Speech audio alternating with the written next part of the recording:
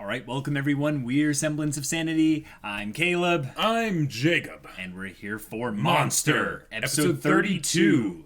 Tenma is gunning for Johan. Dang, now, Jacob, that was my joke. I was going to say that. Yes, Tenma's getting a sniper rifle. Right. You stole my joke. Yeah.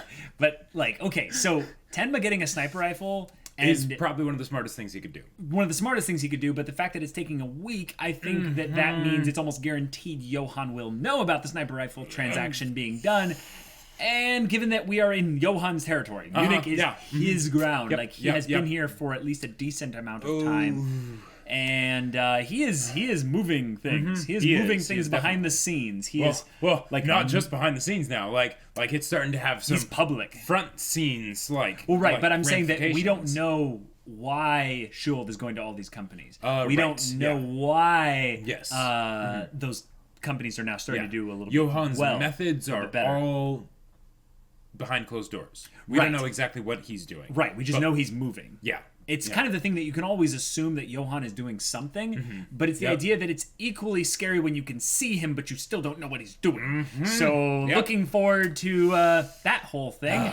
Hopefully everyone else who's not Tenma makes it out of this semi-okay. Right, because Tenma should be fine. But Detective Richard, that was, still weighs heavy on that him. Was a low blow. Yeah. All right, guys, we're ready for this. So without further ado, let's get into it. Wow, we're actually going back to Carl. Yeah. Lotte.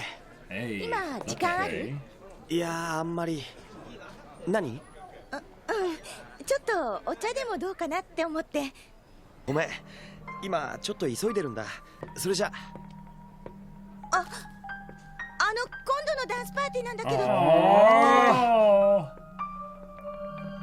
Oh, Lotte. No way! Or Anna. No way! Oh my gosh. 綺麗な子よね。神様は不公平だわ。きっとあんな子なんて悩み事なんかないんだ。Yeah, no problems at Not at all, yeah. でもあの子。She looks so similar to that other Johan person. I don't think she would notice that. Or wait, maybe she does. あの子どこかで。ごめん。悪いけど今夜は無理なんだ。州議会議員団と食事会があってね。君だったらダンスパーティーでも引く手あまただよ。じゃあ。Wow. 私も別に行きたいわけじゃないから。 And she's back. Hey, they're gonna get to meet. Cool. あなたって、あなたも丸ごとランガーについて調べてるの？何も慌てて消去することないでしょ？私も調べてるんだから。大学のレポートの資料よ。なかなか優秀よ、ニナ・フォルトナーさん。これが会計士殺人事件。こっちは神の声殺人事件の新聞記事。研究レポートなんかじゃないでしょ。No. Well, that's an Ava. That is an Ava. 人を探していて。Yeah. ここは世の中すべて思い通りになるんじゃないの？あなた恋愛問題とかで悩んだりすることなんてないでしょ？いいの。私みたいな悩みなんて縁がないでしょ？今夜付き合わない？ダンスパーティー。Okay. あなたと一緒ならみんな声かけてくるわ。Wow. みんなこっち見てる。いや私はあなたのおこぼれに預かるから。俺超自然現象研究会のコンスタンティン。 Transcendental Phenomenon Study Group. 随分なのが来ちゃった。よくまああんな顔でニナに声かけられたもんね。ロッテ。え？今夜パートナーになってくんないかな。私？ああいうの趣味じゃない。全然趣味じゃない。What the heck? 一緒にいてよニナ。Wow. Dude. でも久しぶりに楽しい。Yeah, 学 she's 生 not た in ち the が集 mood ま of って having fun, really. みんなで楽しくふざけ合って。 Experience with it. こん Stupid なの本 things. 当に久しぶり。あなたって見かけによらずお堅いのね。ちょっと。 Yeah, what do you mean? Yeah. どういうことよ。おいロッテ。頼むから踊ってくれよ。しかも酔っ払ってるし。Yeah. なあ、やだ、話してよ。とにかく人踊りすりゃいいんだよ。やだ、やめてよ。そうすりゃ金になんだから。 Whoa, 金？ what? カールに頼まれたんだよ。今夜一晩パートナーになってやってくれってさ。ほんの一曲でいいんだから。 Slap him. え？ Oh! Yeah, I was waiting for that. Nice. Oh! Slammed. Nicely done. 好 Oh. きだったから。カールのこと好きだったから彼の父親探しに協力したの。 Oh. 私彼のこと好きだったから。父と用事がある。父と約束がある。父、 Yeah. 父が Yeah. 辛いよ。悪いことはそんなに続かない。 This is a very 続けさせ curious ちゃいけない。 song. Yeah. Whoa, whoa, whoa. Oh, the face, like she clued in. Oh. Right. Okay. Okay. ヨハンそっくり。 Oh. Nice. He's already got it. All right. ドイツ軍の正式狙撃銃のトライアルには落ちたけれど、その銃なら300メートル離れたところから5 300センチの meters. 円の中 Oh, に okay. 撃ち込む。 That's ど素 fantastic. 人でもな、的の邪魔になるような障害物のない場所を選ぶことだ。一発で仕留めなきゃおしまいだ。Oh, you can't afford to. Right. Yes, miss. Yes, well said. Obviously. Yeah. Wait. So more practice, like hitting targets that are far away. Oh, the sniper rifle with him. Holy crap! Did Johan like stop because he was already realizing? Yeah, he was being I watched? know. And he's right, like at the part where he was pointing. Holy crap! ここんところ毎日来るね。 Oh. バードウォッチングかい？この森に謝ってるんだよ。 Seems to have forgotten about the fact that Johan just 60年 looked 間 right ず at him, ーっ though. とな。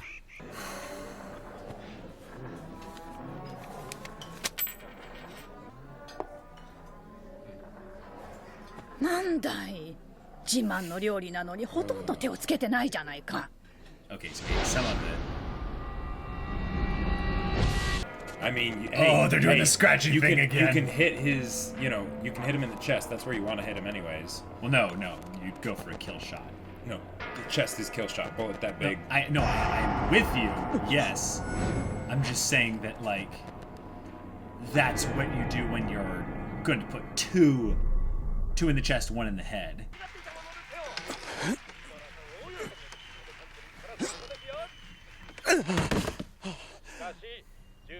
Yeah, his not eating is Yeah, that's a problem. it's a problem. Eat, buddy, eat. Yeah. Like stop Force it down stop if you have calling to. attention to yourself by being like this. また料理に手つけないで帰る気かい？1週間ほど前にも来たろ。いくら混んでたって客の顔は覚えてんだ。 Oh, that's 食欲 awesome. がないならそのスープだけでも飲んできな。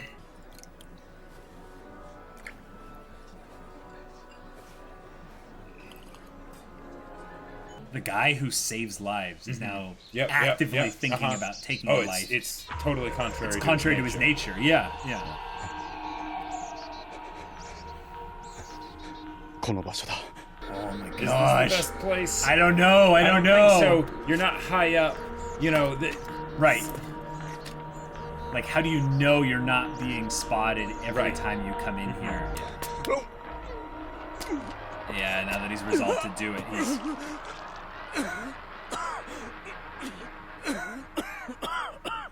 Oh my gosh. Oh no. Oh. He No. That looks more like he's just sleeping. does, but... But yeah. 助かったよ。 Oh, he fell. 長年この森を歩いていて足を踏み外すとはな。あんた医者かい？最初見た時はハンターかと思ったが、どうもそうじゃないらしい。Not at all ironic or Yeah. no subtle meanings in there. Not at all. 驚いたどうしたんです鳥だよ。昔野鳥が肩に乗ってくる男がいてな。こう手を伸ばすと野鳥がそいつに止まるんだ。そいつは子供の頃いつもこの森で鳥と一緒に過ごしていた。国家社会主義ドイツ労働者党がこの国に理想をもたらすと本気で信じていた。 Oh yeah, he's talking about himself. ある時そいつは命令を受けた。 Yeah. 凶悪犯がこの森の中に逃げ込んだ。 Yeah, apologizing to the 凶 forest. 悪 Yeah. 犯は見つけ次第射殺せよ。相手を追い詰めてみれば凶悪犯どころかどこにでもいるようなただの外国人だった。 Jeez. しかしその外国人が何者だろうと命令を実行した。 Jeez. Do you think maybe the old guy didn't accidentally fall? それから鳥はそいつの肩に乗ることはなかった。 Oh, to tell him this story because Johan knew that Tenma would. Oh, sure. Yeah. Whoa. Yeah. That would be crazy. What? Wow. This is also a part of Johan's plan. Whoa. No, there's no way. もう二度とこの森で Wow. 血は流れない。 Oh my god, this is so emotional. Like,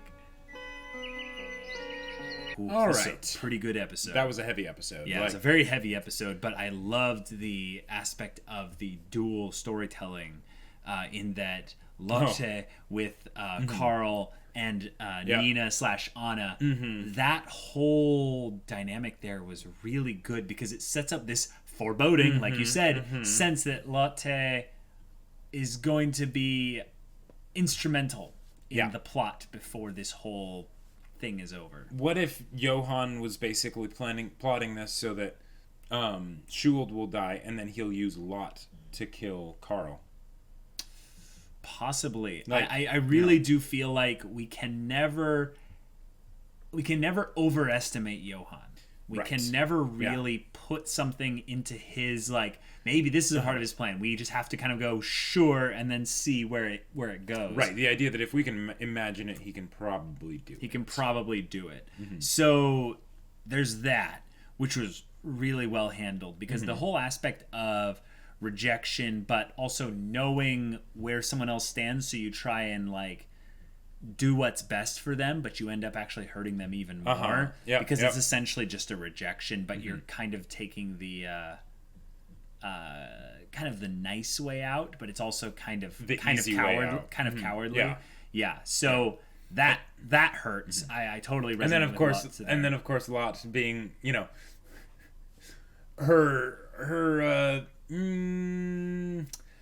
dual nature, sort of, that she'll be all like, oh, okay, I'm depressed, you know, because, you know, like, but then she gets all pissed randomly at Nina and Anna because just God's not fair. It's well, like, and I can get that. It's like, okay, it's like, if I looked as good as her, then Carl might have had more, time for me or something like that, Well, I totally get that, yes, but I think that's a tie-in to her dual nature. Is that right, exactly. She harbors grudges.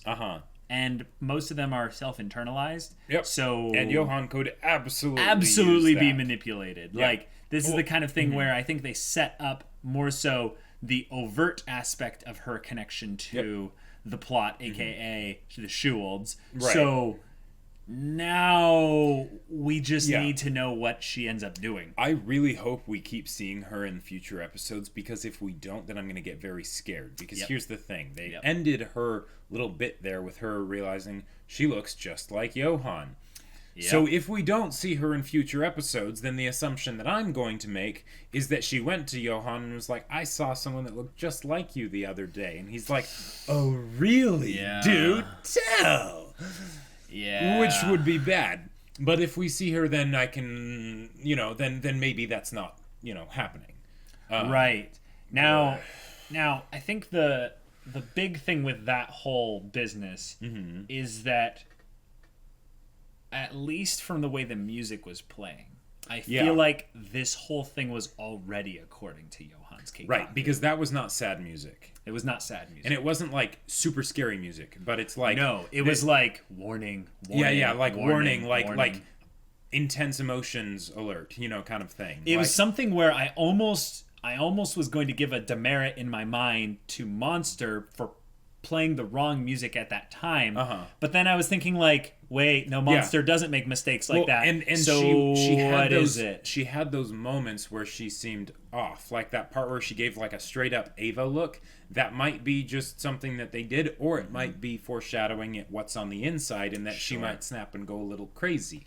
You know, I did catch a couple bits of the typical anime trope of the it's not like I wanted to go or anything, but there was that other bit where she looked at Nina/Anna with actual contempt. Now, this is the thing, I don't understand women as much. I'm not a woman, right? But the point is that contempt comes from somewhere. Contempt generally comes from self-hatred. Self-hatred comes generally speaking, from pain or trauma. And this is generalizing and stuff, but anytime someone stews in self-hatred, it doesn't end they well. do some really destructive things. Yep. And I am Ava being the case in point for that. Exactly. Ava is like the prime example of the downward spiral that can happen when someone is stewing in their own self-hatred. Maybe the animators knew that intentionally. So they intentionally showed an Ava look on her to be like, hey, just do you remember, in case do you remember this type of situation with a different character? Yeah. It's interesting, right? So I'm looking forward to that. That just sounds awesome. Like in terms of upgrading a character's value in the story a lot, that's good. Right. Yeah. Carl, I don't really blame him that much. I feel like the best thing he could have done would have been like, hey, I totally understand that you're wanting to spend time with me and stuff. I'm just really busy. Focused on my father. Let's figure out a stuff. time. It might not be soon, but let's figure out a time or something like that. Or basically just give her any kind of like a finality to the whole thing and reject her there, because then she doesn't have to think on it anymore. Exactly. It puts it to rest. Yeah. And then if he it's the ripping off the Band-Aid. Right. And then if he did send someone there, I think it might have been a little bit better, but I still think that was the one thing where he was like, yeah, he's trying to think about what's best for someone else, which is something that people do when they care about someone. Yeah. Just FYI, like that's a sign that Carl does care about a lot. He doesn't care about her in that way, or at the very least, he's too busy to care about her in that way. And I do think that might be a thing where he's just a college student, and so is she, so they end up communicating in a little bit of less of a way. I really did like Nina/Anna's reintroduction to the story, because now we have all the pieces there, literally all of them. I think all of them. Roberto being the one more the other person that we kind of need to see what his next move is, because he's here. Yeah, he's here. I feel like he just sort of shows up when he's needed. Like I mean, he's a good antagonist in that regard, but also I want to know more about why he's going to, like, what his next move is going to be and why. Sure, since he failed to. Because we don't know technically what his connection to Johan looks like. Nope. We know that he's connected. We just don't know directly or indirectly what it looks like. Yep. But that bit also with the SS officer. Wow. That was good. And like, you caught on so fast he was talking about himself, and I'm like, yep, that was right, so good. It was right. basically, because it's taking the thing that they've built up across this show that they haven't done in a long time, which is the episodic episode where they introduce some new character, give them a nice story, and resolve it, and there you go. Right. But this one's still in. This one's not resolved yet. Well, this one's still in, but more importantly, they brought it up in contrast to the linear story that they were telling at this point, which was, of course, in great conflict for the whole stakes of Tenma being like, do I kill somebody, and this is eating me alive because this isn't the kind of person I am. I help people, I save people, like this guy, right? This is the kind of stuff that I do, you know. And then that guy basically says, that's why no one else is going to die here. That's why no blood will be shed here. That's why you don't become a killer, Tenma. Right. And it's like, wow, could Johan any more like in his head in just the most insidious way right now. Like, it doesn't even matter whether or not this came directly or indirectly from Johan. And Johan could potentially have no connection to this guy whatsoever. None at all. Like, and it's just basically them doing poignant / on the nose dialogue. You know. Well, the thing is that it doesn't really matter. No. The point is that it's the perfect thing to get into Tenma's head, and I love the idea of a guy who, you know, he's run his course in life. Yep. He has no ambitions or anything anymore. He specifically wants to kind of have a place of peace and a place of connecting with kind of the, I would say, the simpler things or kind of the more innocent things. Right. So he's going through this forest basically trying to get back what he lost, and make up for what he lost, but he can't have that. He can't have that. So when he, you know, basically has his little moment of falling down, you know, there's another part in this episode that kind of ties into that, as the idea of Lotte having that bit of self-hatred. Maybe this SS officer wasn't, maybe you're right, maybe he was intentionally trying to hurt himself.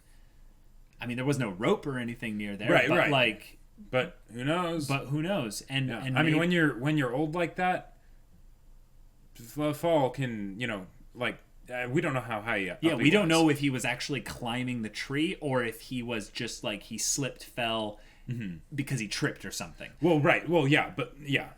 Who knows? Yeah. But I think it's really good that his character will not be like out of the story now. Right, exactly. Because he could be. But he doesn't have to be. But let's like think about this here. Johan knows Tenma's there. Oh yeah. Johan knows. So imagine plan. Like everything is already boned. The whole point of having a sniper rifle is so that you can be in a place where no one can touch you unless they're using like an airstrike or something. Right. And you can attack the person that you need to kill.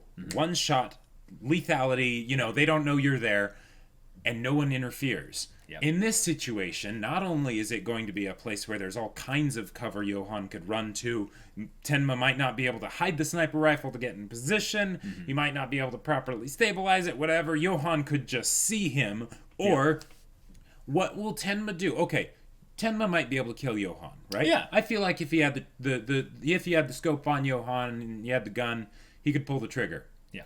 But what would he do if, I don't know, say he's doing that and then suddenly this old guy tackles him? Or just the old guy says, "Don't. Please don't." Like, sure. Just starts talking to him. Or just steps in the way and says, you really don't want to do this. Yep. Like basically anything that can go wrong will go wrong in this situation, because not only you have to be metagaming about this is the not even close to the end of the show. Yeah. But the other thing is that Johan, as like good as he is, he doesn't need to be very good to like have just seen Tenma there. Yeah. Right, like, at that point, like, why did Tenma even think of going back to that spot? Nope. Like he should have been like, no, I'm leaving. I'm just gonna disappear. Yeah, I'm gonna disappear for a week. For a month. You know, That's how out of sorts Tenma is exactly. right now. He's wearing himself thin. He's not eating. He's not sleeping. He's When you think about snipers, that's actually one of the big things that snipers will do. There's stories of snipers that will just lie in wait, one position for 3 days. Well, you can't do that in any of the spots that Johan is going to be near. Well, in fact, actually, if it was in a city area where he's just like in an abandoned part of a building, then he could. Well, but Jacob. Yeah. The one place actually that's the best place to get Johan is not in this forest here. It's where he's with the kids. Now, the reason why he didn't like that idea was because the guy like drops down every once in a while and, you know, talks to the kids, which is again just signs that Johan knows he's being watched.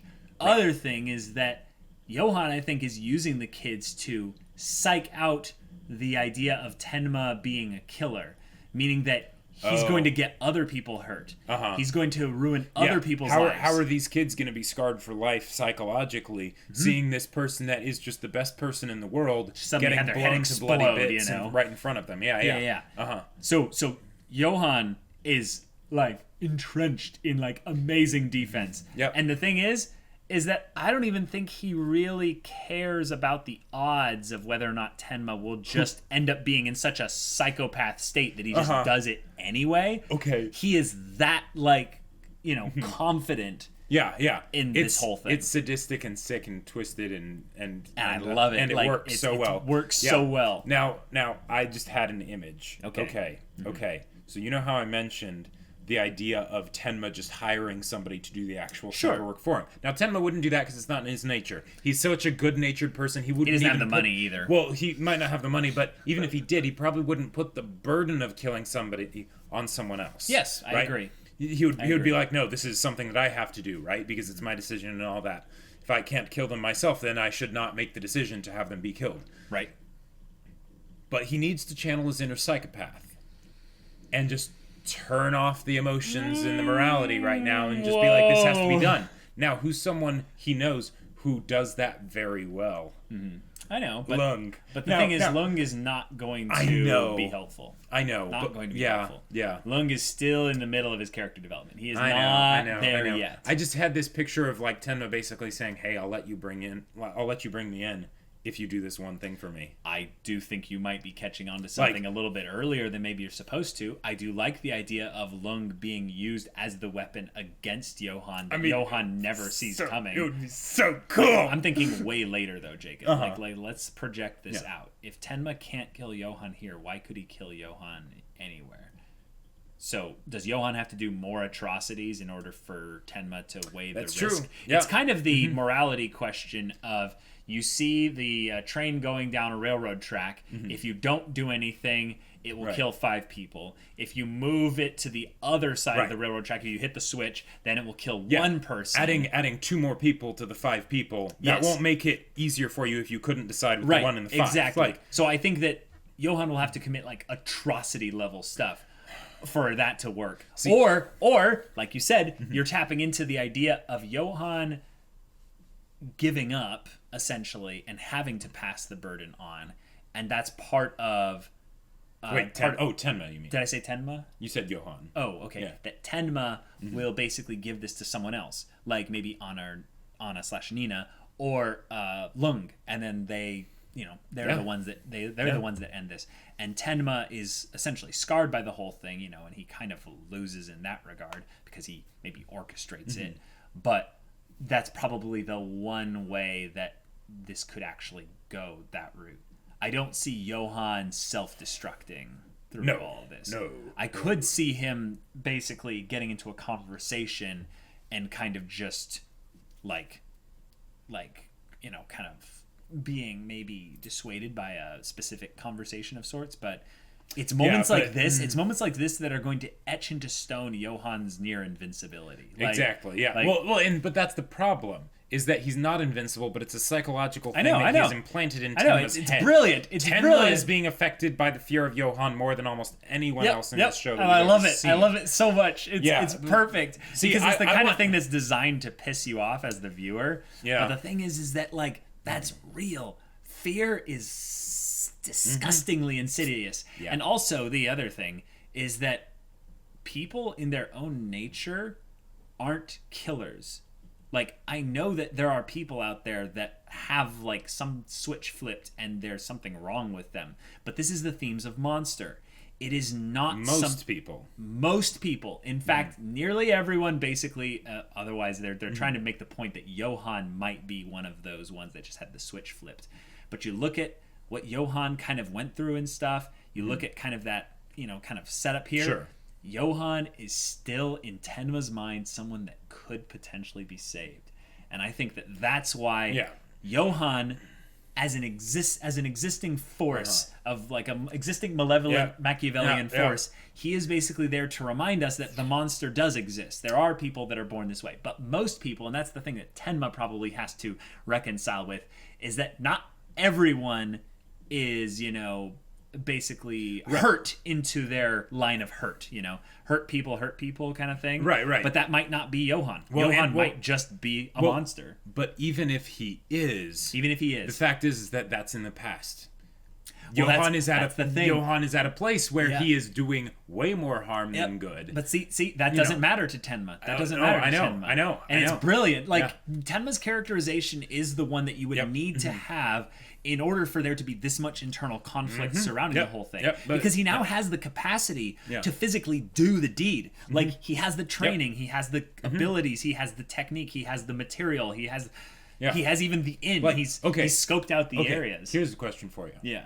If you were in Tenma's position, you had the sniper rifle, would you be able to do it? Yeah, I think I would. Yeah, me too. I think the thing is that I haven't experienced the fear of Johan yet. That's true. So now in my current state, totally.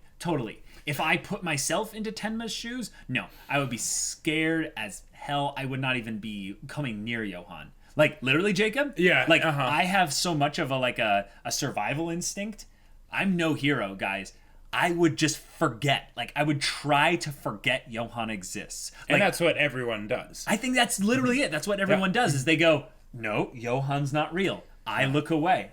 And unfortunately, I think that's the kind of thing. It's like, I don't know if I'm a coward or not, but I don't think that human beings are designed to function well staring into the face of fear. Right. Like, that is something that you have to train. That is something you have to almost break yourself in order to be able to do constantly. Because the fear doesn't go away. It's just what you do in the presence of it. Right. There's nothing to fear but fear itself. But the problem is what happens when a human being personifies fear. We've never seen that even throughout history. There are accounts of where people that gained cult-like followings and stuff, they seemed to have this air about them that they were, something more. But like, anytime we go into like some of the detailed stories, it's like, no, they were a psycho or whatever, and you just see them once behind the curtain and it would shatter the illusion completely. And that's where I think most human beings cap off at. There's no one that's ever going to end up being Johan. Right. Well, but the way you shatter the mirror and peek behind the curtain is a bullet to a vital part of the body.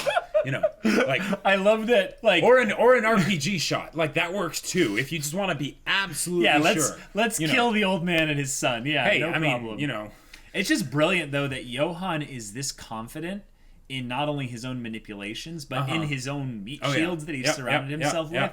That I think he's already waged enough psychological warfare that the real question is would Tenma, this is maybe something that Johan asks himself every once in a while. It's like, would Tenma potentially be enough of an asset to me if he imbibed essentially the monster? Like, would I have to kill him? Or would I have to basically just direct him? And that's the thing that I think will be the insidious part of Monster, is that slowly but surely Tenma will lose a lot of his humanity. Not all of it. That's the thing. Tenma's going to win. Tenma's going to... he might not win. Tenma's going to survive. He's going to make it to the final battle. He's going to make it to the fight. Thank you. That's what's even going to happen. Yeah. I still don't think that Tenma's going to die. I feel like this is a story about justice. I don't think Tenma's going to die either. If Johan wanted him dead, he could have killed him pretty much any time. Right. I almost think that we can guarantee that Johan and Tenma will make it all the way to the end of this story. But as to who wins, like who actually like comes out of this, I feel like this episode is reminding us that Johan is practically invincible. But it's not really that he's invincible. It's that anyone really that sees him, that knows who he is, that has any experience with him, can't do it. So what Tenma needs to do, or what Anna needs to do, is they each know someone that is very skilled at killing people. They need to assemble a crack team and be like, hey, I realize that you put all this behind you and you really want to forget, but okay, we are really hounding on this angle. We know that that's not going to happen. I know, at least anytime soon. But I really want to say that this episode set something in me that I really feel like is the true insidious nature of Monster. It's that anywhere a character goes and does something, there is that thought in the back of your mind: is it all according to Johan's Keikaku? And basically, I have now gotten to that level by watching this show where you think it is. Where no, I'm excited that it is. Like, not the psycho in me coming out, but just being like, the story is more interesting when Johan's plans and things Shadow move. proves sunshine, all that good stuff. It's like it's really engaging. So I see. This is why snipers never exist in stories and do anything meaningful, because they can't just end it here, right? They can't just have it be one shot and Johan's dead and then Tenma's like, all right, cool. Now I just have to stay away from Lung. Like, they could literally pull Jacob like there's multiple Johans. Like, they could literally pull like they pull like a or Moriarty thing or something where it's like kills him, but then Johan comes back somehow. It was all a double. Yeah, exactly. Like, who knows? But I really do like the way they're doing the internal conflict for this, because we knew Johan wasn't going to die here. Right. But we also knew that Tenma would come really close to doing it. But the real question was it going to be set up so where Johan's defenses were impregnable, or Tenma just can't bring himself to do it, because Johan's here's defenses are here's something I want to say. The fact that they were able to do this conflict, something that's essentially such a simple conflict, and have it encapsulate the entire episode, some of the previous episode, and story moving forward, because this is not finished. Oh, that's true. They covered a huge portion. But the fact that they were able to focus on it so much and have it be meaningful, not have it get old, not have us just be like, come on, just kill him already. That speaks wonders to not only the ability of Urasawa and the whole team on Monster to tell this story, but also Tenma's character, because he is such a simple bastion of goodness, right? He's able to have this much he has a savior complex. He literally has like a savior complex. Yep. It's not a god complex. Right. it's the idea that I must save people. That's my one duty. That's my life's purpose. And the thing is that he can't rectify in his head that killing Johan saves many people.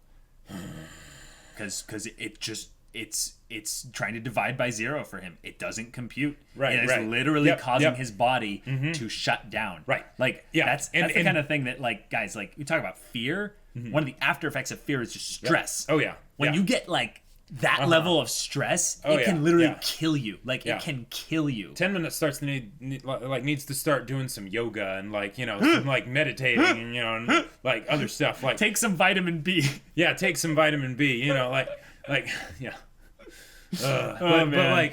But because the thing is that with a different type of character, if they did this much conflict, they could still do it and sell it and make it work, really showing how it's affecting the person physically and just everything, right? Yeah, like they are.